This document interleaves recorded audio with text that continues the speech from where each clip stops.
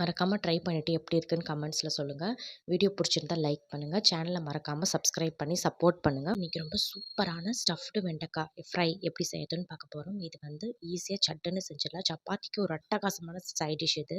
இதெல்லாம் தான் வந்து தேவையான பொருட்கள். ஃபர்ஸ்ட் ஒரு மிக்ஸி ஜார்ல வெங்காயம், தக்காளி, கொத்தமல்லி, கருவேப்பிலை, இஞ்சி, பூண்டு, பச்சை மிளகாய், காஞ்ச மிளகாய் தூள், உப்பு, மிளகு, சீரகம், மஞ்சத்தூள் இது எல்லாத்தையும் சேர்த்து நல்லா ஃபைன் பேஸ்ட்டாக அரைச்சி எடுத்துக்கோங்க. இப்போ வெண்டைக்காவை மேலேயும் கீழே கொஞ்சம் விட்டு இப்படி பர்ஸ் மாதிரி கட் பண்ணிவிட்டு நம்ம அரைச்ச மசாலாவை இது கூட வந்து சேர்த்துக்கோங்க. கொஞ்சம் நிறையாவே உள்ளே வந்து ஸ்டஃப் பண்ணுங்கள். இப்போ நல்லா ஸ்டஃப் பண்ணி இது மாதிரி எடுத்து வச்சுக்கோங்க.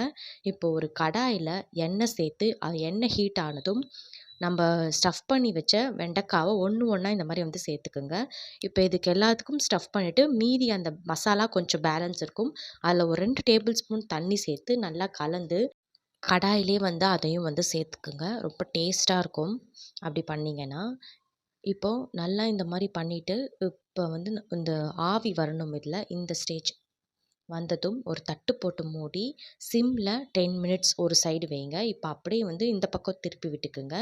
திருப்பி அதையும் வந்து ஒரு தட்டு போட்டு மூடி சிம்மில் வந்து 10 மினிட்ஸ் விட்டு எடுத்தீங்கன்னா நல்லா சூப்பராக நல்லா வெளியே மொறு மொறுன்னு உள்ளே நல்லா சாஃப்டாக குழைவான அந்த வெண்டைக்காய் ஃப்ரை வந்து சூப்பராக ரெடி ஆகிடும். இதை வந்து நீங்கள் அப்படியே சப்பாத்தி கூட வச்சு சாப்பிட்டிங்கன்னா அவ்வளோ ஒரு டேஸ்ட்டாக இருக்கும். ஆனால் இது சுட சுட சாப்பிடணும். மறக்காமல் ட்ரை பண்ணிவிட்டு எப்படி இருக்குன்னு கமெண்ட்ஸில் சொல்லுங்கள். வீடியோ பிடிச்சிருந்தா லைக் பண்ணுங்கள். சேனலை மறக்காமல் சப்ஸ்கிரைப் பண்ணி சப்போர்ட் பண்ணுங்கள்.